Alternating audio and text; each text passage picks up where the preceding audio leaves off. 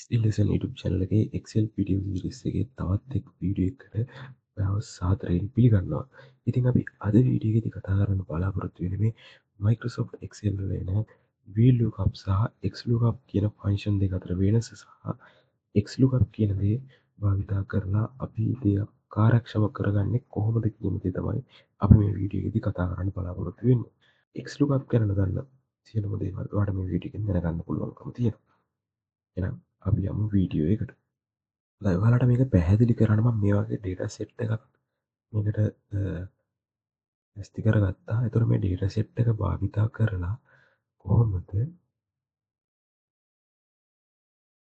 VLOOKUP සහ XLOOKUP ගැන මේ දෙක අතර තියෙන වෙනස මොනවද ප්‍රධානම මේ දෙකේ තියෙන වෙනස ඒ වගේම මොනවද මේකෙන් කරන්න පුළුවන් කියන දේ අපි කතා කරන්න බලාපොරොත්තු වෙනවා.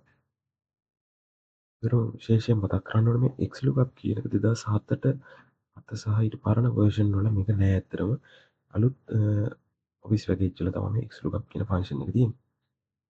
ඉතින් මේ ෆන්ක්ෂන් එකෙන් ගොඩක් දේවල් අපිට HLOOKUP සහ VLOOKUPs වලට වඩා වැඩි වැඩ කොටසක් කරගැනීමේ හැකියාව තියෙනවා. හරි මේකේ ප්‍රධානම වෙනස්කම කියලා කතා කරොත් අපිට දැන් මේකේ මොනවා හරි මෙතන නැති දෙයක් අපි මේකට දුන්නොත් එහෙම මේ VLOOKUP වල ගොඩක් වෙලාවට not available කියන එක තමයි වැටෙන්නේ. හැබැයි අපිට XLOOKUP වල කස්ටම් කරන්න පුළුවන් අපිට එන error message එක මොකක්ද දෙන්න ඕන කියලා. මෙතන not found කියලා දීලා තියෙනවා. මේ වගේ අපිට කස්ටම් කරලා අපිට කැමති මැසේජ් එකක් දෙන්න පුළුවන්කම තියෙනවා. මේක ප්‍රධාන වෙනවා VLOOKUP වල සහ XLOOKUP අතර වෙනසින්. අපිට error message එක අපිට කැමති දෙයක් දෙන්න පුළුවන්කම. ඒක ගොඩක් වැදගත් පොයින්ට් එකක්. ඊළඟට මේ VLOOKUP භාවිතා කරනවා නම් අපි lookup array එක අනිවාර්යයෙන්ම ටේබල් එක වම් කෙළවරේ තියෙන්න ඕන.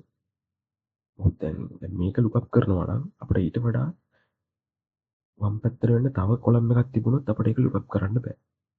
ඕක තමයි ඊළඟ ගැටලුව. හැබැයි අපිට XLOOKUP වල එහෙම ප්‍රශ්නයක් නැහැ. ඕනම තැනක තිබ්බොත් ටේබල් එකේ අපිට ඒක lookup කරලා ගන්න පුළුවන්. අපි උදාහරණයකින් බලමු දැන් මේ ටේබල් එකට මේක වැඩ කරන්නේ නැහැ. මම උදාහරණයකින් පෙන්නන්නම්.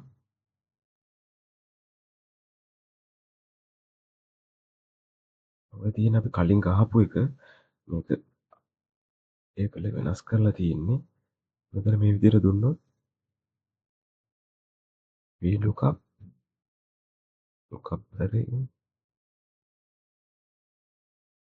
මේ මුළු ටේබල් එකම කොලම් ඉන්ඩෙක්ස් එක 1 2 3 4යි අපේ Excel වීඩියෝ සීරීස් එකේ අතර මේ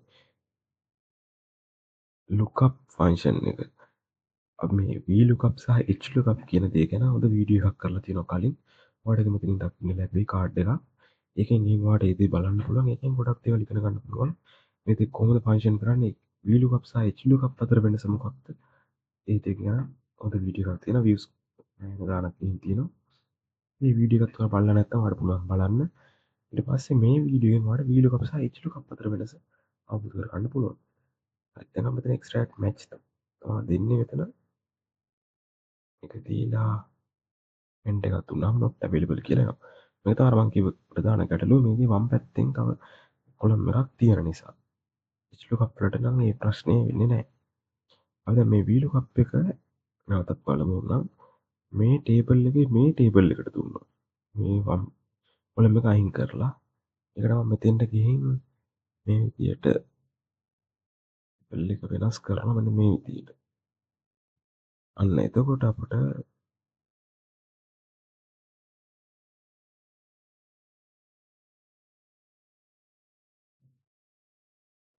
ෆෝ කියන්නේ මෙතන අපිට කොලම් ඉන්ඩෙක්ස් එකක් 3 වෙන්න ඕනේ එතකොට. එතකොට අපිට අදාළ උත්තරේ එනවා. මේ විදිහට ගන්න පුළුවන්කම තියෙනවා. වම් පැත්තේ තියනවා නම් බෑ. මේ වගේ එකකින් අපි කරනවා නම් එතකොට එහෙම වුණොත් XLOOKUP භාවිතා කරන්න පුළුවන්. මම එකත් ෆන්ක්ෂන් කරලා පෙන්නන්නම්. XLOOKUP lookup value එක. එතන ඉඳලා lookup value එක ඊට පස්සේ lookup array එක. lookup array එක මම මෙන්න මේ විදිහට මේක දෙනවා. ඒක තමයි අපි බලන්න ඕන.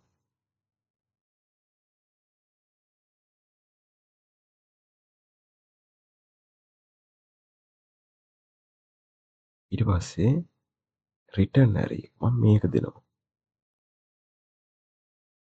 මා මෙතන අපිට මැසේජ් එක දෙන්න පුළුවන්. මම මේක ඩබල් කමා ඇතුලේ not found